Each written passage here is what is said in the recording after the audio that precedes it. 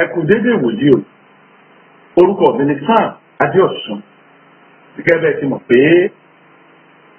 ní àyájọ́ ọjọ́ òní ọjọ́ Friday ní aago mẹ́wàá ti Nàìjíríà ní o ìgbà náà ni èmi àti ń jọ ń pàdé láti gbàdúrà pọ̀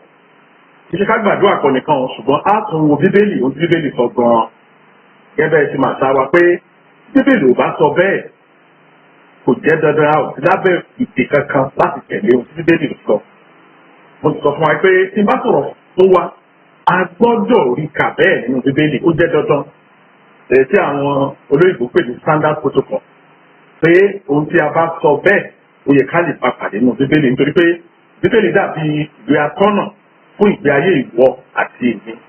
Ọlọ́run á ràn wá lọ́wọ́ lórúkọ Jésù ẹ jẹ́ á gbàdúrà ní orúkọ Jésù ní orúkọ Jésù Kristi. Ọlọ́run wa dúpẹ́ lọ́wọ́ yín fún orí ọ̀fẹ́ ńlá ìtẹ́ ẹ̀fí fún wa àyìnlógo fún ọwọ́ agbára ìtẹ́ ẹ̀fí mú wa ṣiṣẹ́ lónìí. Adúpẹ́ lọ́wọ́ yín torí pé ẹ ràn wá lọ́wọ́ láti jọ pàdé láti gbàdúrà. Bàbá gba ọpẹ́ wa Ọlọ́run wa gba ẹ̀yìn wa. Mo gbàdúrà fún ìwọ tó ń gbọ́ mi lọ́wọ́lọ́wọ́ báyìí káàkiri ibi tí o ti ń gbọ́ mi káàkiri àgbáyé. Mo ní bí Ọlọ́run ti bẹ tí ẹ̀mí ẹ̀ ń tẹ láàyè. Òjò àánú yóò rọ̀ lónìí ó sì rọ̀ délé rẹ̀ yóò rọ̀ sí ọ lórí ògbọ́n náà yóò sì fara gbọ́ àdúrà Jésù Olúwa wa. Àmín. Kí a tó wo ọ̀rọ̀ Ọlọ́run mo fẹ́ ká kọ́kọ́ mo ní àwọn ọ̀pọ̀lọpọ̀ lẹ́tà èyí a gbà ní lẹ́nu ọ̀sẹ̀ tó kọjá sí ọ̀sẹ̀ yìí torí àkókò wa mo ṣa mẹ́ta péré torí àdúrà ni aláfẹ́ gbà ètò yóò sí pé ká máa ka lẹ́tà ṣùgbọ́n mo rí pé àwọn ọ̀rọ̀ wọ̀nyí tí a sọ wọ̀nyí á ṣe wá láǹfààní á rí ìkankan kọ́ níbẹ̀ kí ètò náà kó lè tẹ̀síwájú dáadáa. Ẹnìkan kọ ìwé sí mi mo sọ fún wa mo ní àwọn ìwé tí mo bá ṣà mẹ́ta pé ni mo ṣàlálẹ̀ yìí mo rí pé á wúlò fún ọ̀pọ̀lọpọ̀ ènìyàn torí ó dàbí pé ọ̀pọ̀lọpọ̀ máa ń béèrè ìbéèrè kan ṣoṣo. Ó tó kọ ni wípé ó ní èdè òyìnbó ni wọ́n kọ wọ́n ní àwọn jẹ́ olùfọkànsìn láti nínú sísan ìdámẹ́wàá wọ́n ní àwọn ń san ìdámẹ́wàá dáadáa ṣùgbọ́n ayé wọn ò dáa kó ìlérí tí Bíbélì sọ táwọn pásítọ̀ ń sọ wípé tó bá ń san ìdámẹ́wàá ó máa rí pé àwọn ò rí mo ti kọ́ ẹ̀kọ́ ìdámẹ́wàá rí mo sì ti sọ bí ọ̀rọ̀ ìdámẹ́wàá ṣe rí gan nǹkan tí Bíbélì sọ ni bó ṣe rí gan ni ṣùgbọ́n nínú lẹ́tà tí arákùnrin wa kọ sí mi ẹ̀bẹ̀ náà fi kíní kan hàn mí nínú ọ̀rọ̀ ẹ̀ mo dẹ̀ rí pé a lè rí méjì mẹ́ta mẹ́rin àwọn ènìyàn tí agiri ọ̀rọ̀ yìí tó lè súnmọ́ lórí mo tí ẹ̀bẹ̀ náà sọ fún mi tí mo sọ fún arákùnrin ni wípé ẹ̀mí náà ní ìránṣẹ́ Ọlọ́run tí Ọlọ́run lò fún nígbà tí ó fẹ́ múùbù láti Nàìjíríà lọ sí orílẹ̀-èdè Canada ìránṣẹ́ Ọlọ́run yìí pé níbo ló fi sí èmi náà wá try mo wá béèrè lọ́wọ́ wọn pé ẹgbọ́ ìránṣẹ́ Ọlọ́run tí iṣẹ́ ìránṣẹ́ Ọlọ́run kan wà tí ẹjọ́ ń gbàdúrà papọ̀ kí ọ̀rọ̀ Canada yín tó bọ́ sí wọ́n dẹ̀ ṣàlàyé fún mi pé bẹ́ẹ̀ ni ẹ wò ó bàbá yẹn try wọ́n mú ọ lọ sórí òkè wọ́n jọ ń gba gbogbo àwẹ̀ pátá tí wọ́n yàn fún arákùnrin ni wọ́n jọ gbà láti bẹ̀rẹ̀ dópin ohun gbogbo tí ó yẹ kí ìránṣẹ́ Ọlọ́run ṣe ó wù mí gan láti mọ bàbá àwọn ní Nàìjíríà yìí wọ́n sọ pé ìlú Ìbàdàn ni wọ́n wà mo ti gba àdírẹ́sì wọn wọ́n ní wọ́n ṣe takuntakun ṣùgbọ́n nígbà tí arákùnrin wa tó wá bọ́ sí tán tí wá gbéra láti Nàìjíríà lọ sí orílẹ̀-èdè Canada ẹ̀kọ́ tí wọ́n kọ́ wọn nígbàsí wọn ni wípé ibi tí o bá ti ń jọ́sìn ní kó máa san ìdámẹ́wàá rẹ̀ sí wẹ́ ní ìfẹ́ sí púpọ̀ torí ọ̀rọ̀ ìdámẹ́wàá ni ṣùgbọ́n tí ẹ̀mí Ọlọ́run sọ fún mi nìyẹn wípé nígbà tí Ọlọ́run lo ẹnìkan tó gbé ẹ débi tó wà yìí jẹ́ fún ní ìdámẹ́wàá ẹ̀ ọ̀rọ̀ yẹn ó yá máa wáyè lọ́jọ́ kan láti ṣe àtúpalẹ̀ torí ọ̀pọ̀lọpọ̀ wa ajé olóòótọ́ sí ìdámẹ́wàá à ń san ìdámẹ́wàá yẹn ju ìránṣẹ́ Ọlọ́run gan lọ ṣùgbọ́n ó ṣe láàánú pé bá a ṣe ń tán ó dàbí pé a ò rí nǹkan kan ẹ wò ó tó bá ṣẹlẹ̀ bẹ́ẹ̀ tí mo ti ń gbọ́ mi báyìí jọ mo fẹ́ kó jókòó kó ṣe ìjíròrò pẹ̀lú ẹni tí inú rẹ wípé ǹjẹ́ ó ní àwọn nǹkan kan nínú ìrìnàjò mi látẹ̀yìnwá mo máa ń sọ̀rọ̀ kan mo ní ayé wà o ọ̀tá wà o ìṣú wà o mo gbà bẹ́ẹ̀ o ṣùgbọ́n ìrìnàjò ayé ènìyàn ó kó báyàn ju ìtí ọ̀tá mú wa ayé ènìyàn lọ Ọlọ́run á ràn wá lọ́wọ́. Ẹnìkan kọ lẹ́tà kan ó gùn gan ṣùgbọ́n kókó nǹkan tí wọ́n tún sọ ń bẹ̀ ó pa mí náà mo ṣe ń kà á wọ́n ní ọ̀sẹ̀ tó kọjá mo gbégi lé offering tí àwa Yorùbá ń pè ní ọrẹ tó pé mo sọ pé offering ò ní nǹkan tó ń ṣe pé lédè sáwọn lòdì pé that last week you did not support offering whereas offering is biblical. But for me, I support offering and I want to give offering after each prayer. Ní pé wọ́n ní bíbélì ẹ̀wò gbọ́ mi dáadáa nìyẹn ohun tí mo sọ mi ò lè bu ẹni àtẹ́lù yìí mi lè bu ẹnu àtẹ́lù yìí mi lè fi èmi yìí pé ọ́díò ọ̀sẹ̀ tó kọjá yẹn kò tí àwa gan fúnra wa lọ́rùn tó ṣe é ṣe kẹ́ má gbọ́rọ̀ mi dáadáa ohun tí mo sọ ni wípé mo ní offering dára ó dáa gan ṣùgbọ́n ètò iṣẹ́ ìránṣẹ́ tí Ọlọ́run gbé fún wa ó kọjá offering tẹ́ bá ta bá ti ọrẹ pásítọ̀ ló lọ́rẹ kánà jẹ́ onítùmọ̀ ọrẹ tó túmọ̀ sí bẹ́ẹ̀ ni àbẹ̀rù bóyá sábà ti gbàdúrà sọ́rẹ́ áńgẹ́lì kan wá ń gbé lọ sókè ọ̀run ni ẹ̀rọ kò rí bẹ́ẹ̀ ìránṣẹ́ Ọlọ́run ni ọrẹ wà fún ṣùgbọ́n ètò ìtú kọjá ìránṣẹ́ Ọlọ́run it's too massive it's very big it needs assistance of people báyìí kí n sọ wá laptop tí àwọn ọlọ́ba ẹ̀wọ̀n náà kan ló rà á ó béèrè pé wọ́n béèrè báwo ni ọ̀rọ̀ irinṣẹ́ wa sọ fún wọn nípa laptop wa wọ́n lè rà á nǹkan tí mo ń sọ gan nìyẹn àwọn nǹkan kan wà tó jẹ́ pé ètò yìí ó lè reach more audience a fẹ́ gbìyànjú káfí èdè ìbò ìdúrà àwọn èèyàn yọ wá lẹ́nu pé àwọn kan wà tí ò gbọ́ Yorùbá bẹ́ẹ̀ àwọn náà ti mọ̀ bẹ́ẹ̀ wọ́n ohun àánú tí à ń ṣe tá a ṣe yẹn èmi náà sọ fún wa pé ká lọ sọ ní èdè yẹn ṣùgbọ́n a fẹ́ reach larger audience so èmi ìgbàgbọ́ tèmi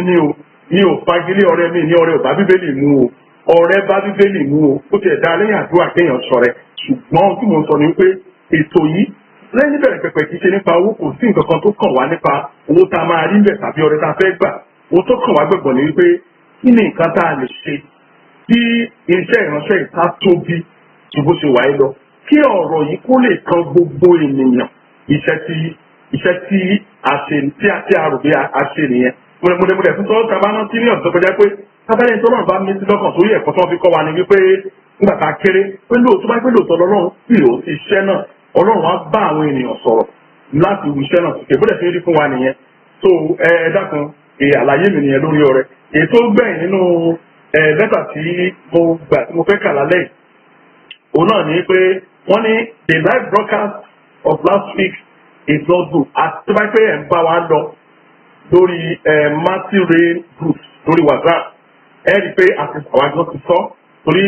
tẹ̀mọ̀ tá a bá yọ pé lójú báyìí ó yẹ ká fi ìpín ká fi hàn olójú àwa náà nígbà tá a ṣe tọ́ta wà ní pé kò dá wá ohun tó fà á òun ni a lè ti ṣàlàyé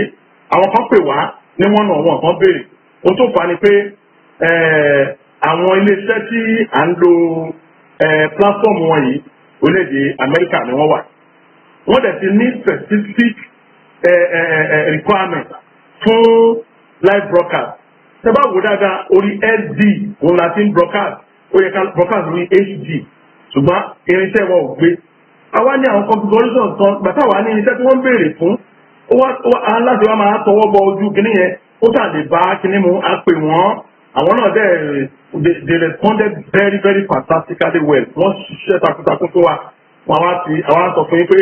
bí ọ̀sẹ̀ ṣe ń gorí ọ̀sẹ̀ wọn máa improve Ọlọ́run bá ṣe ń ràn wá lọ́wọ́ láti ra àwọn ọ̀tọ̀ ẹ̀ka àti láti gbé ìgbésẹ̀ yẹn. We will get there by the grace of God. We will surely get there. Tẹ́ bá wo ètò wọn àánú gan, ìṣe bó ṣe rí bẹ̀rẹ̀ náà ni tábà lọ wo àwọn àlọ́ bẹ̀rẹ̀ láti episode 1 àti ẹ̀lẹ́gbé jáde. Episode 2 ẹ̀rọ farabalẹ̀ wo episode 2 kẹwàá compare sí episode bá ṣẹ̀ṣẹ̀ yẹ́ rí pé ó improve ó dẹ̀ ń dá sí ni. Ọlọ́run á ràn yín lọ́wọ́ lórúkọ Jésù. Gẹ́gẹ́ bí ẹ ti mọ̀ wípé ohun tí a fẹ́ gbàdúrà lé lórí lónìí, òun ni a pè ní ibùgbé ìkà, the habitation of cruelty. Nǹkan tí King James version of the Bible tó sọ nìyẹn. Mo fẹ́ràn King James Bible bó tilẹ̀ jẹ́ pé òyìnbó ẹ̀ jìnnà pọ̀. Mo fẹ́ràn ẹ̀ ni mo fi ń study. Then tí bá fẹ́ wá wò pé ọ̀rọ̀ yìí ti wá kìjì. Ẹja lọ wo elédè òyìnbó ìgbàlódé. Gbẹ̀yìn la máa lọ ń wo àwọn ẹ̀dá gbélé mi ṣùgbọ́n tó máa ní wọ́n study bíbélì King James version ó ní mo máa ń nílò ibùgbé ìkà. Ibo ni àtìmọ́ọ̀rọ̀ náà jáde nínú ìwé sáàmù ni orí kẹrìnlélẹ́ní àádọ́rin ẹsẹ̀ ogún yẹn Psalm 74 verse 20. The book of Psalm chapter 74 verse 20. nínú èdè Yorùbá níbẹ̀ sọ pé júbà májẹ̀mú nì nítorí ibi òkùnkùn ayé wọn nì ó kún fún ibùgbé ìkà. ẹ̀rí júbà májẹ̀mú nì nítorí ibi òkùnkùn ayé wọn nì ó kún fún ibùgbé ìkà. èdè Yorùbá ẹ̀ sọ pé have respect unto the covenant, for the dark places of the earth are full of habitations of cruelty. ẹ wo ní ìwọ̀nba ọdún tá a lò láyé yìí a ti rí a ti gbọ́ a ti ní ìrírí bí ìka ìran ènìyàn bó ṣe gbogbo tó. lẹ́sìn sọ nǹkan fún wa o tẹ̀rí èmi náà nígbà kan nígbà tí mo kéré dáadáa tó mo ti ń ṣe bọ́ọ̀ì èmi ò gbàgbọ́ pé nìkan lè ṣèyàn tí bá gbọ́ sẹ́nìkan sọ léèrè mo kàn máa ń rẹ́rìn ni pé àní fọ́ọ̀sì ẹ kó gbàgbọ́ ṣùgbọ́n máa ń gbàdúrà fúnra àwọn bẹ́ẹ̀ pé Ọlọ́run jẹ́ kí o fi ọ̀rọ̀ ara rẹ kọ́gbọ́n àdúrà tí mo máa ń sábà gbà ní. ẹ wo ibùgbé ìkàláwà yìí gbogbo ọ̀rọ̀ Bíbélì ó fi dá wa lójú pé lóòótọ́ táyé tèmi àti ìjọ ń gbé ibùgbé ìkànnì ní ìwọ̀nba tí Ọlọ́run ti fún wa ní orí ọ̀fẹ́ láti rí. tó bá béèrè pé ẹjẹ́ ká mú ẹsẹ̀ Bíbélì yẹn ó ní júbà májẹ̀mú ni májẹ̀mú wo gan-an ni Bíbélì ní ká júbà ẹ bá wo èdè òyìnbó ẹ̀ ló dájú májẹ̀mú wo ni Bíbélì ní ká respect. kẹrí ìbáṣepọ̀ àwa àti Ọlọ́run ó dàbí ojú ọ̀nà ni ojú ọ̀nà reluwé ìyẹn train ẹ rí i pé méjì ni tí kan ò bá parallel pẹ̀lú ìkejì train àdàwó ó gbọ́dọ̀ parallel. bẹ́ẹ̀ náà ni ìbáṣepọ̀ àwa àti Ọlọ́run ṣe rí. God have a covenant with us and he respects his covenant. Are we ready to respect our own part of the covenant? Ibi tí wọ́n sọ gan nìyẹn. Tí ènìyàn bá jẹ́ kìrìtìẹ́nì, ẹ má lè ké sọ yín. Tí ènìyàn bá jẹ́ kìrìtìẹ́nì, tí ò bá júbà májẹ̀mú, yẹn ni pé kí wọ́n pè ní májẹ̀mú? Yẹn ni pé májẹ̀mú láàrin àwa àti Ọlọ́run ni. Yẹn ni pé tí ò respect ẹ̀ tó ń lo ayé ẹ̀ bó ṣe wù ú. Tó gbàgbọ́ pé èmi mo ṣáà nira mi, nǹkan tó bá wù mo lè ṣe. Ẹ̀rí bẹ́ẹ̀ ni ká júbà májẹ̀mú yẹn o. Ìdí tá a máa júbà ẹ̀ tó jẹ́ dandan fún wa ni wípé ibi tí à ń gbé lọ́wọ́lọ́wọ́ báyìí ibùgbé ìkànnì. Mo gbàdúrà pé gbogbo agbára èyí tó yí wa ká èyí tí ò ní jẹ́ kí ayé wa kó lọ síwájú nínú àdúrà tàbí gbà lónìí Ọlọ́run á ṣẹ́gun wọn lórúkọ Jésù Kristi. ẹ máa béèrè lọ́wọ́ pé kí ló wà fà gan kí ló fà gan kí ló sọ ayé ìdí ibùgbé ìkà. ẹ jẹ́ kí n sọ kíní kan fún wa ẹ jẹ́ kí wọ́n fi kíní kan wà ní Bíbélì náà kí n tó sọ kíní kan fún wa. nínú ìwé oníwàásù orí ìkẹta ẹ máa bá mi lọ sí ẹsẹ̀ ìkẹrìndínlógún ìyẹn Ecclesiastes chapter 3 verse 16 Ecclesiastes chapter 3 verse 16.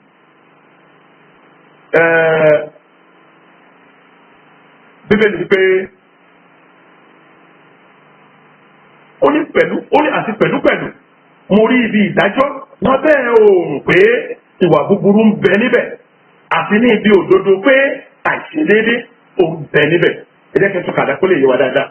ẹni pé arákùnrin sọ pé àti pẹ̀lúpẹ̀lú mo rí ibi ìdájọ́ lábẹ́ oòrùn pé ìwà búburú ó ń bẹ níbẹ̀ àti ní ibi òdodo pé àìṣedéédé ó ń bẹ níbẹ̀. ṣé kàkà ní èdè òyìnbó bẹ́ẹ̀ sọ pé and moreover mo ń ka ìwé Ecclesiastes chapter 3 verse 16 and moreover I saw under the sun the place of judgment that wickedness was there and the place of righteousness that iniquity was there. o tó bá níyẹn o tó sọ ayé wa yìí o tó sọ di ibùgbé ìkà o nìyẹn o náà ní wípé ẹni pé ibi méjì òun ni Bíbélì sọ pé òun rí ibi àkọ́kọ́ náà pè ní ibi ìdájọ́ tí wọ́n pè ní ibi ìdájọ́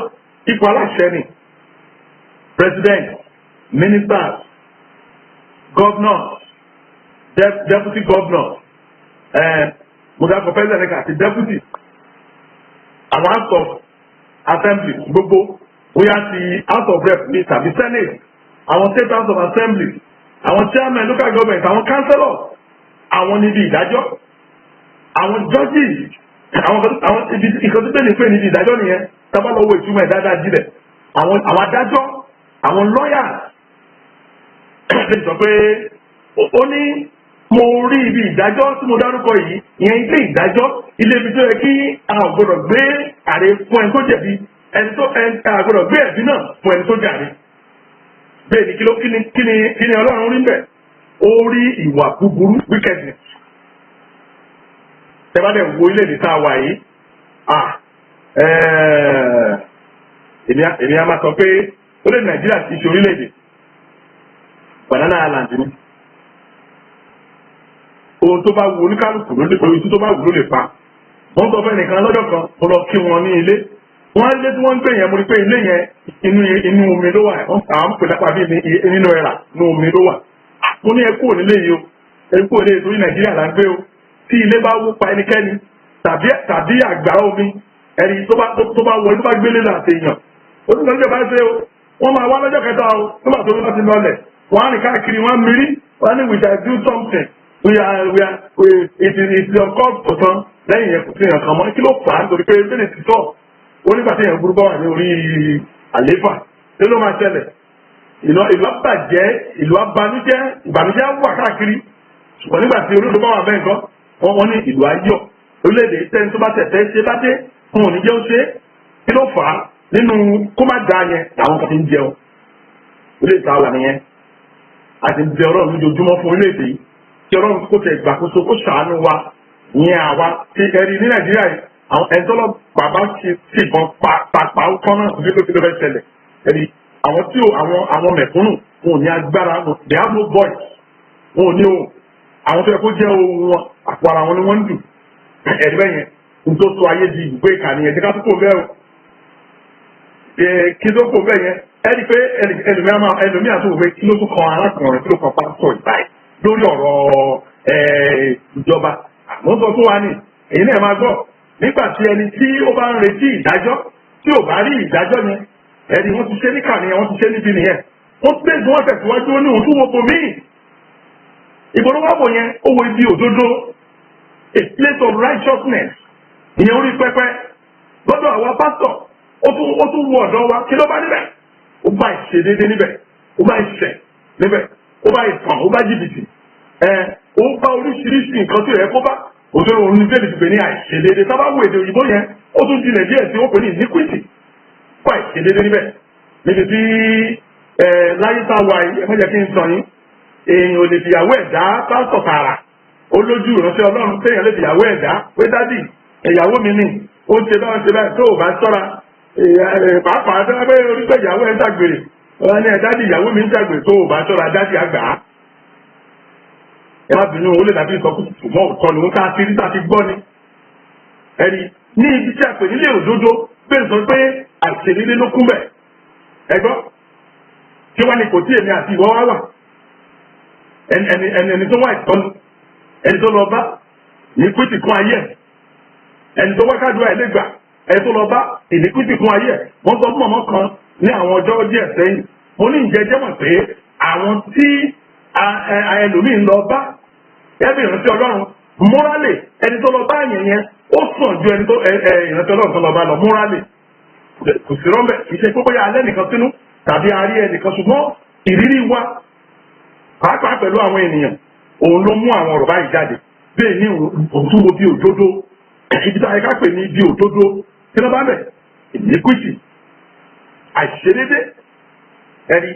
ìsábà tẹ̀síwájú mo ń sọ fún wa láyé tá a wáyé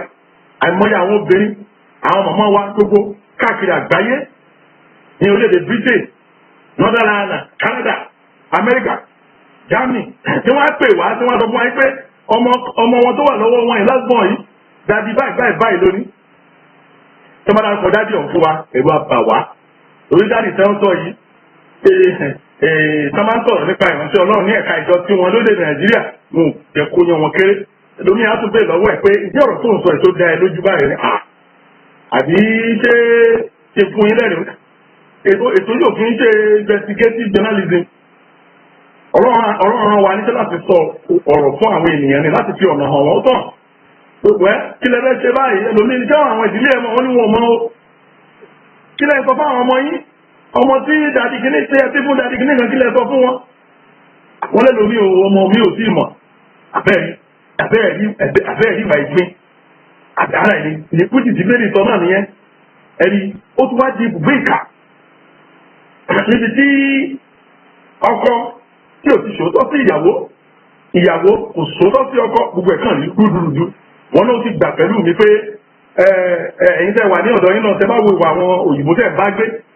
ní sọ̀rọ̀ nípa àwọn táwa Nàìjíríà o lẹ́yìn tẹ́ wà ní ìlú òyìnbó tẹ́ bá wo ìwà àwọn òyìnbó tí ló bá bí ojú wọn lẹ́sìn mọ̀ ojú wọn akóró tí ló bá bí òyìnbó mi ìtàn pátápátá ó wá lè lọ rà mọ́ o ó wá lọ sí wo sinimá ó dàbọ̀ bo àwọn tó wà níbẹ̀ kan tó fà ń fúnra ẹ̀ ṣùgbọ́n ní ọ̀dọ̀ wa ń bí ń gbọ́ àdèmọ̀ arẹ́rìn síra wa láti máa jẹnu abọ́ kan náà báyìí á fi bẹ́ẹ̀ pé ó ní ọ̀rẹ́ mi ọgbà mi ẹni tá a jọ ń jẹun olójúun lẹ́sẹ̀ àdèmọ̀ máa jáde máa rẹ́rìn àmọ́ mi màláìkì gèlè yíyan nínú lọ́ọ̀hún ó ti kóró ibùgbé ìkà ta ni ó wà gbà wá báyìí ẹ̀dẹ́ ìlú wà bẹ́ẹ̀ nìyẹn nígbà tí ilé ìdájọ́ ìwà ìgbékúbẹ̀ ilé òdodo ìwà ìgbékúbẹ̀ òdàtà ní ìwà ìbẹ̀ ní àtiwọ́ báyìí.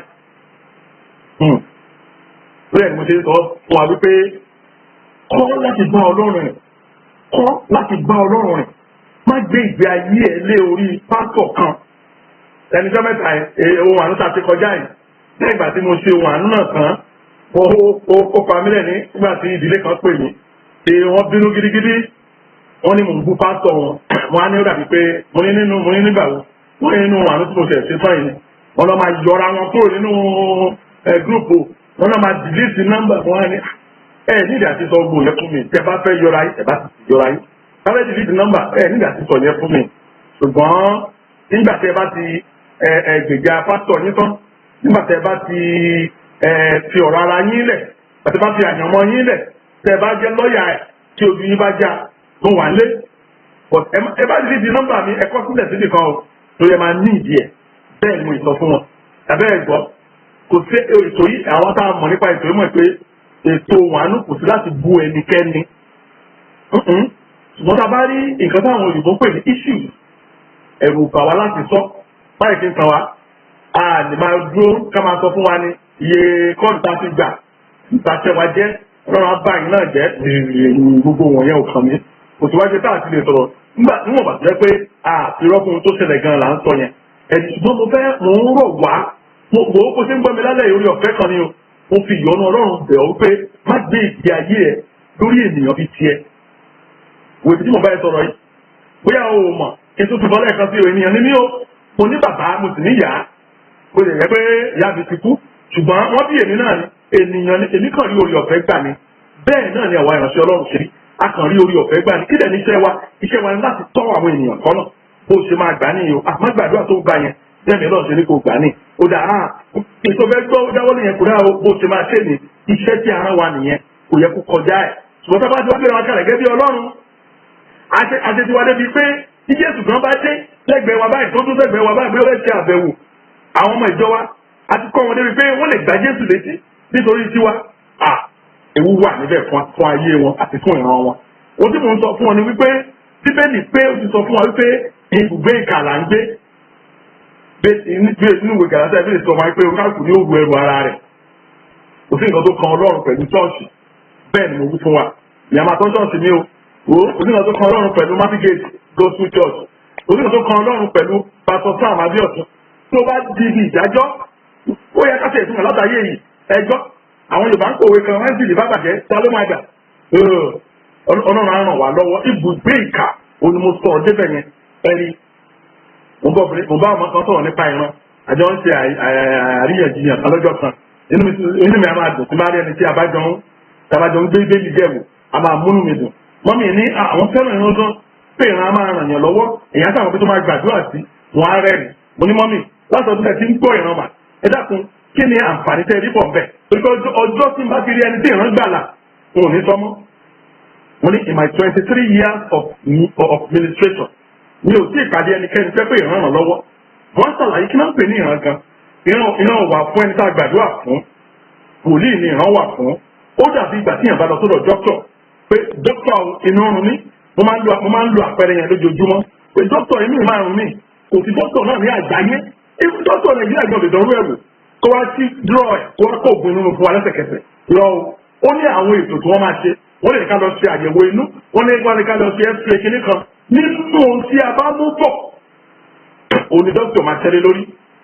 ní ìdí dókítà ọ̀hún nígbà tí bá wá gbé ìwé wa dání báyìí kó wọ́n máa sọ pé madam tẹ̀ pé egungun kìíní kan dùn yín lápá bí orí yẹn òtún kọ́ máa ń lo terminology àwọn medical doctors ó dùn mí ìmọ̀ nǹkan nú ẹ̀ ó ní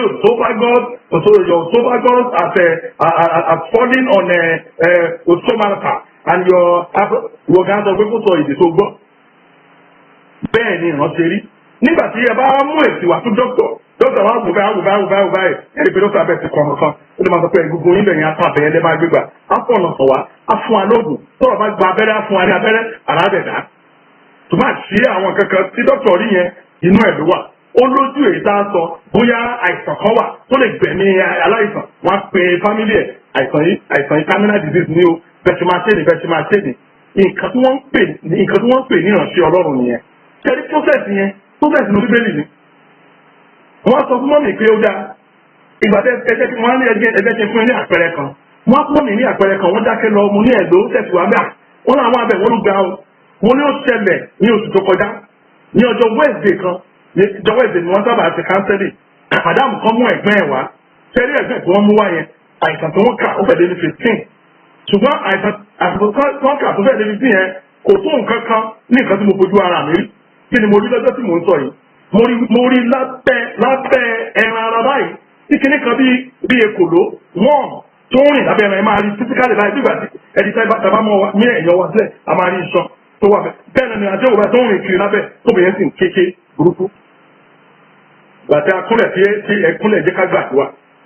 àti mo ṣe bẹ̀rẹ̀ àdúrà mi sí ìgbàdúrà ìtẹ́jú méjì mo tẹ̀ sí ń dúpẹ́ ni pé olúwa ènìyàn máa dúpẹ́ wúwọ̀ pọ̀ ọ̀nà àdúrà mo ṣe ń dúpẹ́ yẹn ẹ̀ẹ́dẹ̀ ibi tó kú ti wá àwọn títà tí wọ́n mú ẹ̀gbọ́n wọn wá bá mi ni títà tó mú ẹ̀gbọ́n ẹ̀ wá bá mi wọ́n ní mo bèrè ọ̀sìn mo ní jésù lọ àwọn agbègbè mo ní kọ́jú kù wọ́n ní títà mo ní báwọn lẹ ṣe mọ̀ mí fẹ́ pé ẹ fẹ́ mú ẹ̀gbọ́n yín wá wọ́n ní brọ́dà wọn wà ní UK olówó à UK wọ́n ní kọ́ dárúkọ ẹ̀ náà bá dárúkọ ẹ̀ mọ́ lókè ẹni tí ó dẹ̀ ń ṣe mọ̀mọ́ yìí òun ló mú káàkiri ilé pásítọ̀ wọ́n bẹ̀rẹ̀ múlẹ̀ sí ilé pásítọ̀ mélòó wọ́n ní ẹgbẹ́ káfí ewé gbobẹ̀ yẹn wọ́n ní káàkiri ni wọ́n ní wọ́n mọ̀ wọ́n bí owó ẹ̀ṣẹ́ wọ́n ní in fact àwọn lọ́lé babaláwo olùdá wọ́n sọ fún màmá tí ó ń joró yìí ó ti joró ìjókòó ibùgbé ìkàláwà wọ́n sọ fún mo ní mọ́mì ẹ̀dùkọ́ lọ́wọ́ àbúrò yìí àwọn mo ní bẹ́ẹ̀ ni mo ní tí ó kọ́ yìí ẹ̀mí Ọlọ́run sọ fún mi pé tí ò bá kí n ṣe àbúrò yín ẹ̀bá ti kú pátápátá ló bá kú lára ó ní olóòrùn àti ẹ̀dùpẹ́ lọ́wọ́ ní ojoojúmọ́ náà dúpẹ́ lọ́wọ́ ẹ̀ olómọ oníbọ́sọ́ta àwọn oníkò tẹ̀ sí ọpẹ́ ti pọ̀ jù mo ní inú mi dùn fẹ́ fún ẹwọ ẹmọ tó bá tẹ́lẹ̀ ẹ wà lọ lẹ́nu ẹ̀yìn àwọn padà wá títẹ́ tí máa padà wá ní wípé mo ní oògùn kan mo ní dókítà kan tí mo fẹ́ rí ìfá yín sí tó mo dẹ̀ ní oògùn kan tí wọ́n fún ẹni yẹn nígbà kan tó nírú àìsàn tẹ́ ní tọ́tọ́ dẹ̀ ní àlàáfíà ilé dókítà máa mú yín lọ mú dókítà ọmọ ìjọ wa ni àǹtí ó sì mú mọ̀mọ́ tó ń jo òye wá ó kúnlẹ̀ ẹsẹ̀ méjèèjì ó sì dúpẹ́ lọ́wọ́ mi ibùgbé ìkànnì ọ̀sẹ̀ fún wa ẹgbọ́n àwọn ẹgbẹ́ sọ̀rọ̀ fún yìí a máa ba nǹkan tó dáa jẹ́ pátápátá lọ́tọ́ bẹ́ẹ̀ kí n sọ ní pé àti ẹ̀dẹ̀ ń jẹ arábìnrin ìmọ̀lẹ̀ ẹ̀dẹ̀ túlẹ̀ wọ́n àwọn pásítọ̀ kan máa ń sọ wọ́n ní lọ́kì ìmọ̀gbọ́n wọ́n ní lọ́kì ní wípé ayé tó ń gbé wáyé ò bàjẹ́ tán ibi tẹ́ ti lè ṣerú yẹn bóyá congregation ńlá ibi àpapọ̀ tí àwọn ẹlẹ́rìí pọ̀ àìlóye ẹgbà tí ẹjẹ́ kí parí ọ̀rọ̀ tí mo ń sọ yìí ìbùnsọ̀ nípa ìgbéka nígbà tí arábìnrin ẹmọ wa ń jọ kó torí àǹtí ẹbí oníjó lè bá wà mú nìkan àléèyàn dókítà máa wá pàdé ẹ̀ bíi ó láìkì dókítà gbé sí mọ́tò fún pé lọ ọgbọ́n tí mo ń ta ń bẹ̀ ni pé mi ì fẹ́ fún àǹtí yẹn lára rárá wípé àfẹ́fẹ́ ti fẹ́ àti rídìí adìyẹ ló fẹ́ fún lára tí n bá fún lára ọ̀kẹ́ abalẹ̀ á rò pé òpònú ni pásítọ̀ ìkòtò ẹ̀rí nǹkan kan èmi máa ń lò tọmọtọmọ sọ bẹ́ẹ̀ ẹ wo nígbà tí àǹtí ìdíjọ́ kejì oníkó jókòó mo ní ló lè gbọ́ràn ó lóun lè gbọ́ràn mo ní báwo ló ṣe lè gbọ́ràn ó lóun lè gbọ́ràn pátápátá mo ní wò ó nínú oṣù yìí wọ́n sọ fún ní oṣù kọjá ẹ̀ mo ní mo ní nínú oṣù December yìí má gba fáìlì àlọ́wọ́ ẹnikẹ́ni ó ní kò sẹ́ni tó ń fóun náà lówó ó lábúrò náà lọ́nà ń lò fóun kò sí o wọ́n fẹ́ jẹ wọ́n fẹ́ mu wọ́n fẹ́ jẹ kí nìkan ló máa fóun lówó ló máa ní nǹkan mo ní mà ẹ mọ̀ tó mọ ẹnikẹ́ni ni àbí ẹ̀gbọ́n Yorùbá mo ní ẹ má gba owó lọ́wọ́ ẹnikẹ́ni ẹnikẹ́ni èmi gan tí mo máa ń sọ̀rọ̀ yìí mo wà lábẹ́ ẹnikẹ́ni àbúrò ní ọ̀wọ́ lábẹ́ ẹnikẹ́ni ọmọ tẹ bínú ẹ má gbowó lọ́wọ́ ẹ̀ títí ọdún 2017 yà fi tán ó sọ kọjá ní December ṣẹlẹ̀ bá tó máa tó ọjọ́ bíi mẹ́wàá sígbà tí obìnrin wá torí obìnrin lè pé dókítà mo ní kò sí dókítà ọ̀rọ̀ tí mo fẹ́ sọ fún ẹ̀yin ìfẹ́ kí anybody gbọ́ ni mo ṣe ní kó padà wá ó ní báwo lára ọmọ ní so gba lọ́rùn gbọ́ oníbẹ̀ ni so ó mọ̀ mí olóhùn mọ̀ mí ṣùgbọ́n ẹnìkan lórí kó wá ẹni tó ní kó wá yẹn gbọ́dọ̀ ní ìdí tó fi ní ìdílé kó wá bá mo ní máa lọ lọ́láàfíà mo mú gbàdúrà fóbìnrin mo fún ní òróró kan mo ní mo sọ bó ṣe máa mú ló bá lọ lọ́sàn àti ọjọ́ mẹ́wàá obìnrin pè mí lórí fóònù ó lẹ́sà ó ní ọ̀rọ̀ yóò yé mi mọ́ ó láàbúrò mi dẹ̀ wá ó ní kò sí láti sọ̀rọ̀ báyìí ó ló fi owó sórí tébù pé tẹ̀tẹ̀ máa gba owó tẹ̀ oníṣẹ́ kò ń gbà mo ní màdá ẹlòmíì ó lè gba owó tó ń sórí tébù yẹn ẹlòmíì lè mú o tí o bá gbà sọ́wọ́ ẹ̀ bá kan owó yẹn ni ò sí ń bẹ̀ mọ́ o gbogbo jí ń tẹ́tọ̀ lọ́rùn fún àti máa fi di ogúnjọ́ wàhálà ti dé nílé wọn lábá pè mí wọ́n ní kí n jọ tí mo wà lé mo ní kí ló dé ìdí òfin ṣe wẹ́ẹ̀dẹ̀ wọ́n ní gbogbo ọ̀nà wọ́n ní kó ní wàhálà ti wà báyìí ó ní àbúrò máa takú pé òun gbọ́dọ̀ gba owó lọ́wọ́ ọ̀hún ó ní ẹ̀ta ó ní ẹ̀nà tán fún mi kí ló ń ṣẹlẹ̀ wọ́n ń ṣe ní àwọn àgbà ńlé oníbẹ̀ ni pé àwọn àgbà ńlé tẹ̀lé yín wá ó ní dáadáa oníbi mélòó náà di méjì tí tó dáàdì kan àti mọ́mì kan tọkọtìyàwó ni wọ́n àgbàlagbà ni wọ́n nọ́bà tẹ̀lé wọn àwọn tán wá wọ́n fẹ̀ tó mẹ́fà wọ́n ní kí ní kan ṣẹlẹ̀ ní wọn kí n dá fi ṣàánú wọn àti ọ̀nà wá wọ́n á wọ àti ẹ̀ báyìí mo lè túṣẹ́ mo ṣe àpé lọ́jọ́ títẹ̀ ẹ̀kọ́ wá yẹn mo ní kí ẹ̀gbọ́n yín kó dúpẹ́ lọ́wọ́ yín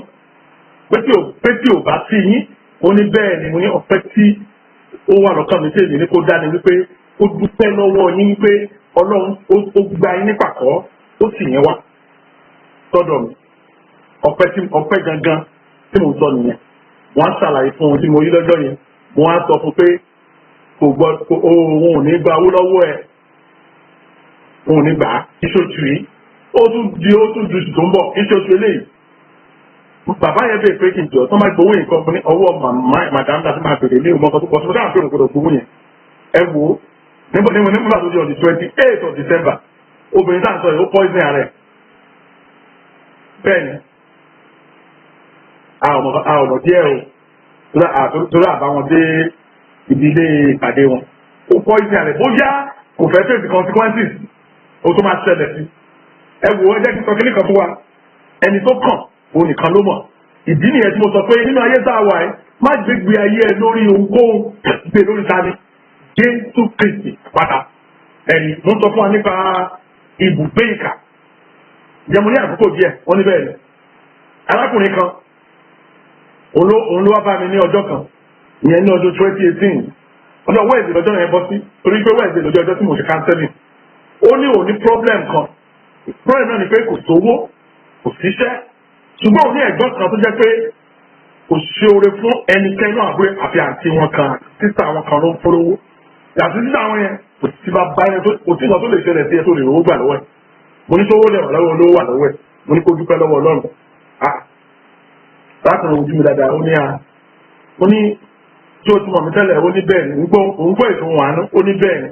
ó yẹ kó ti mọ bí mo ṣe ń sọ̀rọ̀ mo ṣe ń ronú èmi ò kọ́ bá ṣe ń yí báyìí mo ní kó lọ ṣe ìdúpẹ́ pé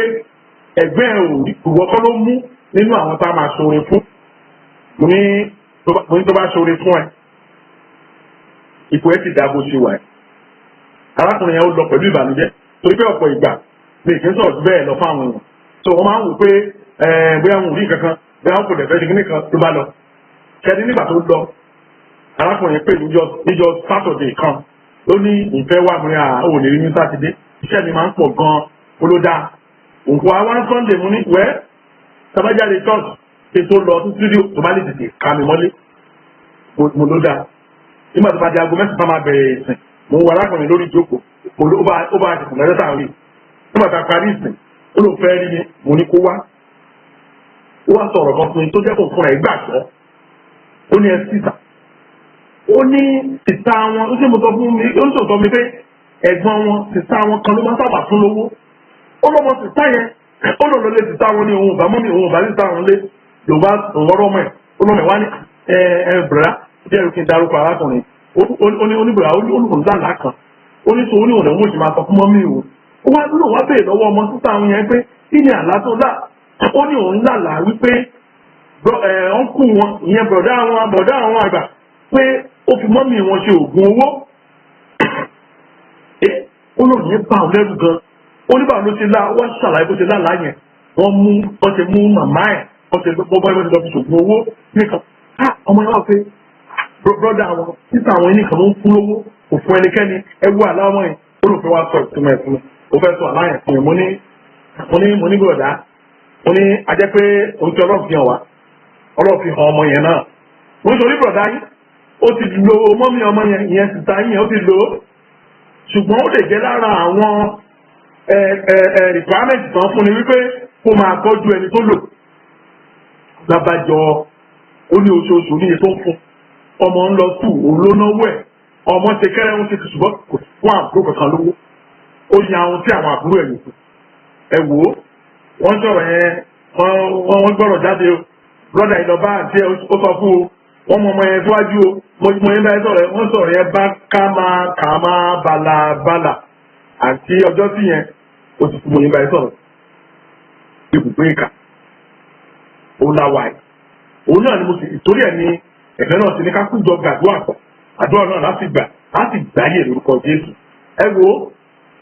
àti àṣọ àkókò wa lónìí a fẹ́ jẹ́ kí gbogbo ọ̀rọ̀ tá a sọ kó bọ́ sí wákàtí kan ẹ ká kú lọ sínú àdúrà mo ní pẹ́lú ẹ̀jẹ̀ tí ń gbàdúrà látàárọ̀ àwọn kó àdúrà tá a fún yín mo ní pẹ́lú ẹ̀jẹ̀ ìgbà dáadáa àwọn kan sọ mi pé àwọn fẹ́ fi ṣe àwẹ̀ mo ló dáa bẹ́ẹ̀ ẹ wo every Friday tó bá ń ṣe bẹ́ẹ̀ nǹkan tí èdè wà fún gan nìyẹn ó wù mí kí oníkàlùkù kó feel the prayer life ẹ̀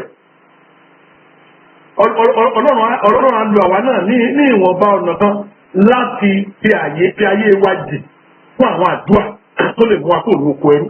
mo sì gbàdúrà tí a bá rí ọkùnrin obìnrin ọmọdé àgbà tó fẹ́ sọ ẹ́ di atm tàbí tó fẹ́ ìdààmú tó put you in perpetual slavery irú ẹni bẹ́ẹ̀ ọlọ́run ayẹyẹ mọ́ wọn lẹ́sẹ̀ bẹ́ẹ̀ ni yóò ṣe rí ẹ wo ẹ jẹ́ ká bọ́ sínú àdúrà wa àwọn àdúrà tẹ́gbà yẹn náà ní o ṣùgbọ́n bóyá ó ní àwọn àlàyé kan tàbí méjì ìtòrí ẹ̀ láti tún gbà ẹ bá wà àdúrà àkọ́kọ́ nínú ìwé Genesis orí ìkẹfà tẹ́lẹ̀ mo ní àṣà kan àṣà náà ni pé bàbá gba àdúrà 500 nínú bíbélì láti mú ẹ wò ó tí ìrántí ọlọ́run ò bá nìkan sọ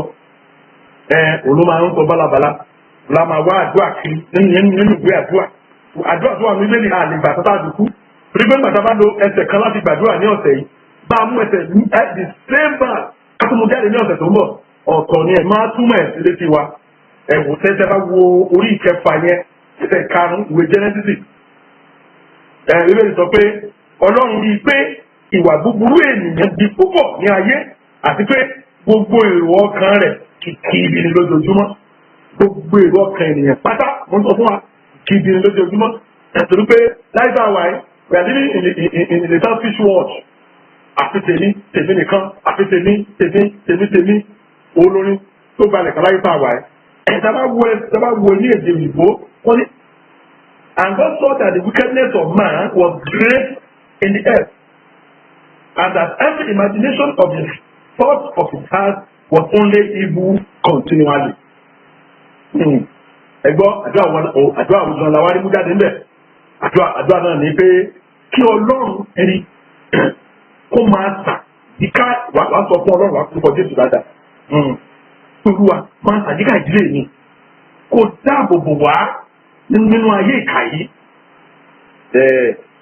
Tẹ̀lé àdúrà yẹn ó jẹ́ dandan kó máa gbàjọ lójoojúmọ́. Mo sọ fún wa mo ní àdúrà tẹ bá ti gbọ́ lórí ètò yìí ẹ má kàn gbàtà lọ́jọ́ kan nígbà míì tó bá tó wù pé àyè yọ bóyá àyè yọ ń fi iṣẹ́ àyè yọ níbi kan òun kàn wá ń lé tún mú bí tó kọ́ sí kó fún mi jáde kó tún bẹ̀rẹ̀ àìmọye ogun ló máa ṣẹ́ torí pé gbàgbé àyè ẹ̀wọ̀n yẹn inú bíbélì ló ti wá bíbélì sọ pé ìrònú ìyẹn ti bí lójoojúmọ́ wàá sọ fún Ọlọ́run Olúwa àforúkọ Jésù dáadáa pé Olúwa máa tàyí ìdílé ìdíká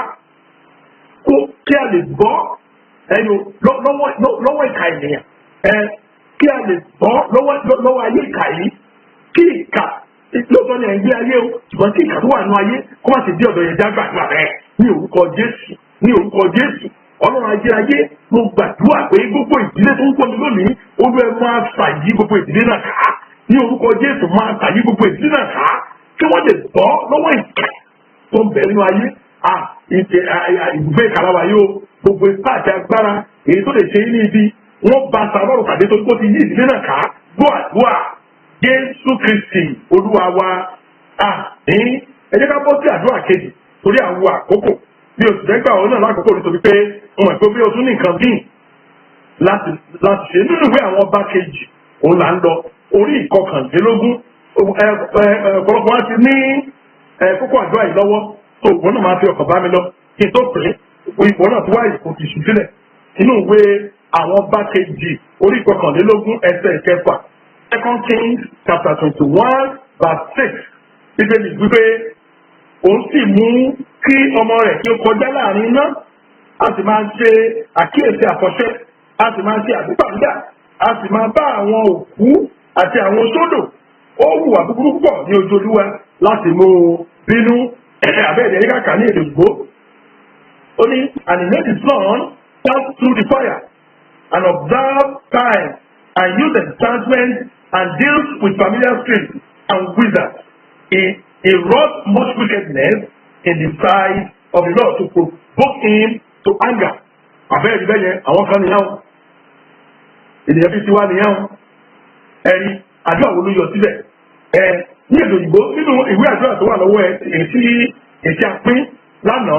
ẹ̀rí ó ní I declare that those who are dealing with me with witchcraft enchantment and familiar spirits shall today provoke God to anger in order to fight my battle. Bẹ́ẹ̀ni gbogbo àwọn ènìyàn ẹ̀yọ tó wà ní agbègbè mi tó wà ní àyíká mi tó fi oṣó bá mi lò tó fi àjẹ́ bá mi lò tó fi àfọ̀ṣẹ́ bá mi lò kí wọ́n gbìyànjú Ọlọ́run sókè lónìí kí Ọlọ́run lè gbé ìjà mi gbàkẹ́jà gbàdúrà rẹ̀ ní orúkọ Jésù mo gbàdúrà fún gbogbo àwọn tí a jọ gbàdúrà pọ̀ lónìí pé tí a bá rí ẹnikẹ́ni ní agbègbè wọn tí ó foṣó bá wọn lò tó fi iṣẹ́ àjẹ́ bá wọn lò tó fi iṣẹ́ babaláwo bá wọn lò tó fi iṣẹ́ wòlíì èké bá wọn lò tó fi iṣẹ́ àfáà bá wọn lò láti ṣe wọ́n ní ibi mo gbàdúrà pé kí Ọlọ́run kí iṣẹ́ wọn ìkóòrù ìdúró sókè ó sì gbé ìjà wọn jà bẹ́ẹ̀ ni ó ṣe lórúkọ Jésù gbọ́ àdúrà Jésù Kristi Olúwa wa àmín. Tí ẹ bá wà mo sọ fún wa ìtí àgbà yìí má jẹ́ kó tán síbẹ̀ o wá àyè o dákun kó wá àyè o you should build a prayer life try and build a prayer life bá a ṣe gbà lẹ́ẹ̀kan yìí Ọlọ́run ti tọ́ ṣùgbọ́n rántí pé àwọn tó ń lé wa kì í rẹ̀ wọ́n o kò sì gbọ́dọ̀ rẹ̀ wọ́n náà lórúkọ Jésù ẹ̀rí ìwé abọ́ sí àdúrà tó tẹ̀lé ìwé Kíróníkà kínní orí ìkẹtàdínlógún ẹsẹ̀ ìkẹsàn-án 1 Chronicles chapter 17 verse 9 Bíbélì wípé èmi ó sì yan ibì kan fún Ísírẹ́lì àwọn ènìyàn mi èmi ó sì gbìn wọ́n tí wọ́n lè máa gbé ipò wọn a kì yóò sì ṣí wọn mọ́ bẹ́ẹ̀ ni àwọn ọmọ búburú kì yóò yọ wọn lẹ́nu mọ́ bíi ti àtijọ́ praise the Lord ẹ̀rí ìlérí tó lágbára tí Ọlọ́run ṣe fún àwọn ọmọ rẹ̀ mo lè sọ fún nìkan fún wa wípé níwọ̀n ìgbà tó gba Jésù lórí àtolùgbàlà òun náà ti di ọmọ Ísírẹ́lì nìyẹn gbogbo ìlérí Ísírẹ́lì o lè kílèmù fúnra ẹ̀ ẹ̀rí ní ẹgbẹ́ sábà lọ kà ní èdè ìgbò bí àṣà wa ó ní also I will ordain a place for my people Israel and I will plant them and they shall dwell in their place and shall be moved no more neither shall the children of wickedness waste them anymore as at the beginning. Bẹ́ẹ̀ni wọ́n ní Ọlọ́run ní láyé àwọn èèyàn búburú yìí láyé wọn ò sì ní ṣe wọ́n ní kà mọ́ láyé wọn nílé tí wọ́n níbi mọ́ bí bó ṣe ń ṣe tẹ́lẹ̀ yo àsìkò ìdé báyìí fún ìyá àti láti gbàdúrà wà á sọ fún Ọlọ́run gẹ́gẹ́ bí wẹ́ bó ṣe wà nínú ìwé tó wà lọ́wọ́ ẹ̀jẹ̀ nǹkan bá ti kọ́ ó ní ó Lord plant me where I cannot be moved and where the children of wickedness cannot waste me like before praise the Lord Olúwa gbèmí sí ibi ọ̀tọ̀ gbèmí sí ibi tí a kò ti lè ṣí mi nídìí mọ́ Olúwa gbèmí síbi tí àwọn ọmọ ìkà ẹgbẹ́ ìgbé ìkà lọ́nà gbé àwọn ọmọ ìkà náà wà níbí gbèmí síbi tí àwọn ọmọ ìkà tí wọn ò sì ní fi ayé mi ṣòfò mọ́ ẹ̀jẹ̀ gbàdúrà bẹ́ẹ̀ ní orúkọ Jésù ní orúkọ Jésù. Mo káláṣẹ bó ṣe ń gbọ́ mi, mo gbàdúrà wípé Ọlọ́run yóò tún ọgbìn síbi ọ̀tọ̀, Ọlọ́run yóò gbìn ọ sí ibi tuntun níbi tí a kò lè ṣí ọ nídìí mọ́ bí ti gbà kan, níbi tí a ò ti lè fi ayé rẹ ta káìsì mọ́ bí ti gbà kan, níbi tí a ti lè fi ọtí ATM mọ́ bí ti gbà kan, níbi tí a ò ti lè fún ayé rẹ dànù. Bẹ́ẹ̀ ni ó ṣe lórúkọ Jésù, bẹ́ẹ̀ ni ó ṣe lórúkọ Jésù. Níbi tí àwọn ọmọ ìkà tí wọn ò ti ní fi ayé rẹ ta káìsì, bẹ́ẹ̀ ni ó ṣe lórúkọ Jésù. Ọlọ́run tí ọgbìn lálẹ́ yìí gbọ́ àdúrà Jésù Kristi Olúwa wa. Àmín. Ẹja tẹ̀síwájú àdúrà wa. Àmú àdúrà náà jáde nínú ìwé Jóòbù orí 4 ẹsẹ̀ 8. Sọ fún wa ó yẹ kó rántí bá mi sí torí pé àdúrà náà ti wà lọ́wọ́ wa. Ìwé Jóòbù orí 4 ẹsẹ̀ 8. The book of Job chapter 4 verse 8. Bíbélì wípé àní bí èmi ti rí i pé àwọn tí ń ṣe ìtúlẹ̀ ẹ̀ṣẹ̀ tí wọ́n sì fọ́n rúgbìn wá búburú wọn a sì ká èso rẹ̀ náà. Bẹ́ẹ̀ni mo fẹ́ràn Ọlọ́run pọ̀. Wọ́n máa sọ fún nǹkan fún wa wípé èmi ò bọ́dà bóyá ọ̀tá ń lọ ń ṣoògùn àwọn ló mọṣẹ́ tí orí wọn rán wọn. Mi ò bọ́dà àwọn tí wọ́n sọ kàn mí o, ṣùgbọ́n wọ́n pa Ọlọ́run ajẹ́ kan tíráàbù láyọ̀ àtàlàáfíà wọn ní lásìkò. Ọlọ́run ajẹ́ kan padà wálé láyọ̀ àtàlàáfíà ibi ò ní bá wọn. Ṣùgbọ́n sọ̀rọ̀ pèsè gangan yẹn táwọn ẹ̀ ti parí ẹ̀sán tán sì gbé mu ẹ wò ìyẹn ló bàdá jù. Sábàkà èdè ìwé ẹ̀ ohun tó sọ nìyẹn. Job chapter 4 verse 8. Ó ní even as I have seen they have plowed iniquity and sow wickedness and reap the same. Wọ́n tulẹ̀ dáadáa wọ́n sì gbìn gbogbo tó ń gbìn yẹn ìwọ àti ìdílé rẹ ní onípèsè ẹ̀fọ́ pàṣẹlẹ̀ gbìn tán wọ́n dẹ̀ kéré wọ́n dẹ̀ ìjẹ́ àdúrà tó jáde bẹ́ẹ̀ ní èdè ìbò tí a ti sẹ́ni tó wà ní pé oh Lord, it is the portion of those that sow iniquity and wickedness around my life to reap it in many folds. Bẹ́ẹ̀ ni tí lè sọ bẹ́ẹ̀ tó tó náà bá fẹnu sí ojú ìfẹ́ nu ayé ẹ̀ nìyẹn. Olúwa ó ti di ìpín àwọn tó ń gbin ìkà sínú ayé mi láti kéré ẹ̀ ní ẹ̀kúnrẹ́rẹ́ láti alẹ́ lọ gbogbo ẹnikẹ́ni tó pin láti gbin ìkà tàbí tó fi gbin ìkà sínú ayé mi àsìkò tó lálẹ́ yìí láti bẹ̀rẹ̀ sí ṣe kí ni o láti bẹ̀rẹ̀ sí kéré gbogbo iṣẹ́ ìkà wọn ẹ̀já gbàdúrà bẹ́ẹ̀ ní orúkọ Jésù Kristi gbogbo àwọn èyí tó ti fúrúgbó ìkà sínú ayé àwọn èèyàn wọ̀nyí ní orúkọ Jésù Kristi ó yẹ máa kéré báyìí àsìkò yìí tó ó yẹ máa kéré báyìí iṣẹ́ yìí ni ó jẹ́ yìí ni ẹ̀yin náà lẹ́jẹ̀ kẹlẹ̀ tó bẹ́ẹ̀ lẹ́jẹ̀ jẹ́ ní orúkọ Jésù Kristi gbogbo àwọn ìkà ènìyàn ní agbègbè rẹ mo ní ká bẹ̀rẹ̀ sí kéré iṣẹ́ ìkà wọn bẹ́ẹ̀ ni ó ṣe lórúkọ Jésù gbọ́ àdúrà Jésù Kristi Olúwa wa.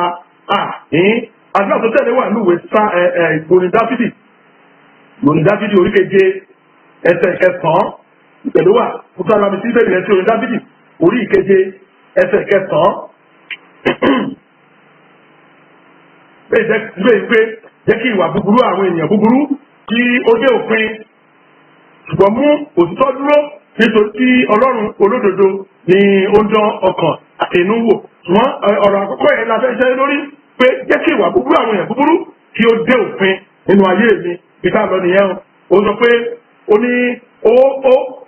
let the wickedness of the wicked come to an end. Wọ́n sọ fún Ọlọ́run pé Olúwa gbogbo ìwà búburú àwọn èèyàn búburú nínú ayé mi Olúwa mú dópin lálẹ́ yìí. Tó wáyé pé ọ̀sán lẹ́wà bóyá orílẹ̀-èdè Canada tàbí US ìlú ẹ̀kọ́ ọ̀sán lẹ́ máa wà bó ṣe máa sọ nìyẹn lọ́sàn-án ìgbẹ̀gbẹ̀ báyìí pé kí Ọlọ́run mú ìwà búburú àwọn èèyàn búburú Olúwa mú dópin pátápátá sí wọn lọ́wọ́ iṣẹ́ ẹ̀jẹ̀ àgbàdúrà rẹ̀ ní orúkọ Jésù Ọlọ́run ayérayé àgbàdúrà fáwọn ènìyàn wọ̀nyí gbogbo àwọn èèyàn búburú iṣẹ́ búburú ètò búburú gbogbo àwọn iṣẹ́ àgẹ́rẹ́ àwùjọ gbogbo àwọn iṣẹ́ àjẹjẹ́ oṣù olùwàmúdó pẹ̀lú ayé wọn pátápátá jẹ́ kí iṣẹ́ àwọn èèyàn búburú ayé wọn jẹ́ kó dópin ó yá sí wọn lọ́wọ́ iṣẹ́ gbọ́ àdúrà Jésù Kristi Olúwa wa. Àmín. Ẹni tí a ń ṣe kọ́mọ́kọ́mọ́ torí pé àkókò ó wà wájú báyìí tí mo lẹ̀ ń wò wọ́n lẹ̀ ń tẹ́jú sí ni pé ó kù ìṣẹ́jú 10. Nínú ìwé onídàbídì kan náà orí 10 ẹsẹ̀ 15 Psalm 10 verse 15 ìbéèrè sọ pé ṣé apá ènìyàn búburú àti ti ọkùnrin bí ni ìwọ wá ìwà búburú rẹ̀ yìí títí wọn kì yóò fi rí i mọ́ abẹ́ẹ̀gbẹ́ yẹn èdè gbọ́ ẹ̀ sọ pé ó ní thou the arm of the wicked and the evil man. Seek out his wickedness till thou find none. Àdúrà tó tẹ̀lé ní, O Lord, examine my life today and locate all the wicked people in my life. Break their heart until their evil work is no longer with me. In Jesus' name, I'm for Ọlọ́run tó Olúwa. Wo ayé mi lónìí. Bí ayé mi wò lónìí. Wádìí ayé mi lónìí. Bí Dábìdì ṣe ń sọ gan nìyẹn. Dábìdì àtọ́gbọ́n náà ní kó wádìí òun lónìí. Olúwa wádìí ayé mi lónìí. Gbogbo iṣẹ́ búburú àti àwọn èèyàn búburú tó wà níbẹ̀. Olúwa ṣẹ́ wọn lápá. Ṣẹ́ wọn lápá tí iṣẹ́ búburú tí ó tóbi tó pẹ̀lú ayé mi jágbàdúrà bẹ́ẹ̀. Ní orúkọ Jésù. Ní orúkọ Jésù. Ọlọ́run ayérayé àgbàdúrà. Olúwa bẹ̀ àwọn ènìyàn wò. Olúwa ẹ̀yẹ ayé wọn wò. Olúwa ẹ̀tẹ̀ mọ́lẹ̀ sínú ayé wọn. Ibi tí iṣẹ́ ènìyàn búburú bá wà níbẹ̀. Olúwa lókèjì àwọn èèyàn búburú náà. Ẹ̀ṣẹ̀ wọn lápá. Ẹ jẹ́ kí iṣẹ́ búburú ẹ jẹ́ kó dópin nínú ayé wọn. Kánò gbèsè ayé àlàáfíà. Gbọ́ àdúrà. Jésù Kristi. Olúwa wa. Tàbá tó wèwè Dáfídì àdúrà kò fi fẹ́ ta pé tàbá wèwè Dáfídì yẹn. Orí ìkejì-dín-ní-ọgbọ̀n ẹsẹ̀ ìkẹrin. Psalm 28 verse 4. Psalm 28 verse 4. Bíbélì wípé fi fún wọn gẹ́gẹ́ bí iṣẹ́ wọn àti gẹ́gẹ́ bí ìwà búburú ètè wọn fi fún wọn nípa iṣẹ́ ọwọ́ wọn ẹni tí èrè wọn fún wọn tẹ́bá wo àdúrà onítàmù yẹn ó kà ń tẹnu mọ́ ni iṣẹ́ wọn olúwa fún wọn iṣẹ́ wọn olúwa fún wọn ètò ìfọ́nṣe sí ni olúwa jáfara fún wọn olúwa fún wọn àwọn ló yin iṣẹ́ wọn àwọn ló bẹ̀rẹ̀ iṣẹ́ wọn àwọn ló wà àti parí iṣẹ́ wọn kọ́lọ̀ iṣẹ́ wọn gangan iṣẹ́ yẹn rú kọ́lọ̀ wá fún wọn èdè ìbò èdè ìbò tó dáka yẹn ó sọ pé give them according to their deeds and according to the wickedness of their endeavors. Give them after the work of their hands. Render to them their desert. Praise the Lord. Ẹni wọ́n sọ fún Ọlọ́run kí Olúwa give to all wicked people according to their deeds and pay all evil deeds they have done to me in many folds. Gbogbo tí ìrìn ènìyàn ti ṣe sí ni Olúwa ẹ̀dá padà fún wọn ní ìdánwò. Tí ó rán tó ìgbà tó kọ́ náà pé àwọn ọ̀rọ̀ tí bàtà dá ọ ipe òun dáadáa ni Ọlọ́run sọ. Gbogbo iṣẹ́ tí Ọlọ́run dáadáa ayé yìí dáadáa náà pé gbogbo àwọn tó fẹ́ mú dáadáa tó fẹ́ sọ́jà ìjà nínú ayé mi. That I'm making it to live a life of struggle. Tí mo wo ìwé báyìí tọ́wọ́ mi ò sì tẹ́ irú àwọn ènìyàn wọ̀nyí Olúwa gbogbo iṣẹ́ wọn ṣáájọ nínú ayé mi kò dá padà fún ẹja àgbàdua rẹ̀ ní orúkọ Jésù ní orúkọ Jésù Ọlọ́run ayérayé àgbàdua fún àwọn ènìyàn wọ̀nyí tó ń gbọ́ mi gbogbo iṣẹ́ ìfúnpẹ́ Olúwa ṣáájọ yes Olúwa ṣáájọ ẹ kó lé wọn lọ́wọ́ ní orúkọ Jésù Olúwa ṣáájọ Olúwa kó lé wọn lọ́wọ́ gbọ́ àdúrà Jésù Olúwa wa bó ṣe máa tẹnu mọ́ ọ̀rọ̀ yẹn nìyẹn o pé kí Ọlọ́run kó ṣàìṣe ọ̀tàjọ ní ayé ẹ̀ kó dá padà fún ọ̀tà kó kó lé wọn lọ́wọ́ ká máa kó nǹkan wọn lọ kó ṣàjọ kó kó lé wọn lọ́wọ́ àwọn ọmọ wọn náà bá wọn kó díẹ̀ èmi máa ń gbọ́dọ̀ náà pé irú mẹkáníkì ọ̀tà kó kú kò dá bẹ́ẹ̀ torí pé á lọ sínú sàárè pẹ̀lú ìmọ̀ wípé òṣìṣẹ́ bu ẹ ìgbà tó bá pẹ́ dáadáa bí pẹ́pẹ́ ti ń pẹ́ tó sì ń lo ayé ìráre nígbà tí Ọlọ́run gbé ẹ ga kò sí ìbànújẹ́ tó tó láyé yìí nígbà tí ọ̀tá ẹ̀ bá rí pé òṣìṣẹ́ àṣetì lórí ẹ̀ lórí àkókò wa ẹ jẹ́ ká gbàdúrà má gbàgbé o àwọn àdúrà wọn ti wà lọ́wọ́ wa o ó wá kù sí wa àtìmí lọ́wọ́ láti bẹ̀rẹ̀ sí tẹ̀síwájú lọ́sẹ̀ yìí títí a fi ṣe ní ìrìn ọjọ́ Friday tó ń bọ̀ ẹ jẹ́ ká gbàdúrà ní orúkọ Jésù Kristi Ọlọ́run ayérayé adúpẹ́ lọ́wọ́ ní àyìn lógo fún orí ọ̀fẹ́ tó tẹ̀ fún wa adúpẹ́ ayé torípẹ́ ṣe torípẹ́ àmì ìdúró láéláé adúpẹ́ torípẹ́ ẹ̀yin Ọlọ́run àná ẹ̀yin Ọlọ́run èdè àti ọ̀la àìlọ́gbọ̀n torípẹ́ ẹ̀yin Ọlọ́run ṣe ìyanu lójoojúmọ́ adúpẹ́ fún ẹ̀yin tí a ti ní ọ̀sẹ̀ kọjá adúpẹ́ fún èyí tí a rí ní ọ̀sẹ̀ eléyìí torípẹ́ ẹ̀yin náà ti ṣe bẹ̀bẹ̀ nínú ayé àwọn èèyàn bàbá olú ẹgbà ọpẹ́ wa mo gbàdúrà fún ìwọ olùgbọ́ ọ̀rọ̀ mi àti ìwọ tó wò mí bí Ọlọ́run ti bẹ̀tẹ̀ mi ẹ̀bẹ̀ láàyè gbogbo iṣẹ́ ìlú àwọn ọmọ ìpè ìdúgbò ìkàláwà ṣùgbọ́n láti òní lọ gbogbo iṣẹ́ ìkà kò ní láyé lórí ayé ẹ̀ lórúkọ Jésù Kristi gbogbo àwọn tó wà ní agbègbè ẹ̀ èyí tó ń fi ìkà dẹ́rù tó ń fi iṣẹ́ àjẹ́ dẹ́rù tó ń fi iṣẹ́ babaláwo dẹ́rù lórúkọ Jésù Kristi Ọlọ́run kó iṣẹ́ wọn jọpọ̀ báyìí ó dàrú wọn lórí lórúkọ Jésù Kristi mo ti gbàdúrà mo rí arákùnrin kan ní àwùjọ ìjọba báyìí aṣọ blue ní arákùnrin wọ̀ ẹni owó jeans owó wa wọ ẹ̀wù blue ní ìlàlára arákùnrin ìṣòro ayé àwọn dádì kì í ṣe àjẹ́ kankan tàbí oṣó ẹ̀yọ ènìyàn bíi díẹ̀ tí ó ń pè ní dáàbì ìdálọ́ òun gangan ni òun náà ló rìn ní iṣẹ́ ìkùnkùn nínú ayé ẹ̀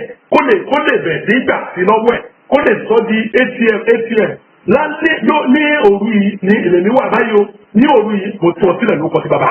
mo tú ọ sílẹ̀ lórúkọ ti ọmọ mo tú ọ sílẹ̀ lórúkọ ti ẹ̀mí ibi tí a dì ọ sí ibi tí a kọ ọ̀rọ̀ rẹ sí tí a fi òwú dí lórúkọ Jésù Kristi iná Ọlọ́run ó débẹ̀ lónìí lórúkọ Jésù Kristi agbára sílẹ̀ lórúkọ Jésù rẹ bẹ̀rẹ̀ sí gbà ògo Ọlọ́run kó fara ojú Ọlọ́run mo ní kò bẹ̀rẹ̀ sí rí mo wí lórúkọ Jésù òfin Ọlọ́run ti bẹ̀tẹ̀ mi ẹ̀bẹ̀ láàyè lẹ́yìn àdúrà yìí ẹ̀rí àpọ̀ lórúkọ Jésù Kristi gbọ́ àdúrà ní orúkọ Jésù Kristi Olúwa wa àmín. Praise the Lord. Lẹ́ẹ̀kan tó mo dúpẹ́ lọ́wọ́ ẹ̀yin ènìyàn tí ẹ dàpọ̀ mọ́ wa